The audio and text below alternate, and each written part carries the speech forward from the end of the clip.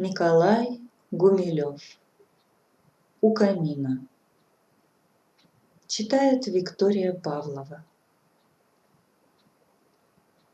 Наплывала тень, догорал камин. Руки на груди, он стоял один.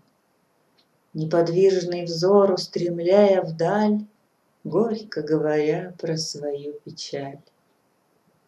И я пробрался вглубь неизвестных стран. 80 дней шел мой караван. Цепи грозных гор, лес, а иногда странные вдали чьи-то города. И не раз из них в тишине ночной в лагерь долетал непонятный вой. Мы рубили лес, мы копали рвы, вечерами к нам подходили львы, но трусливых душ не было меж нас.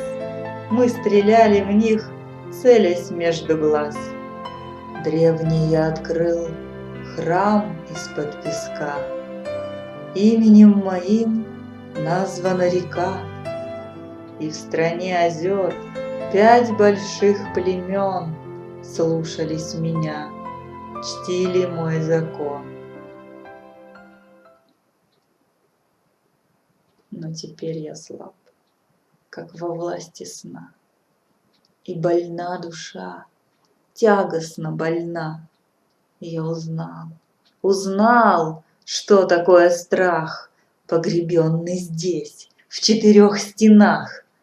Даже блеск ружья, даже блеск волны эту цепь порвать ныне не вольны.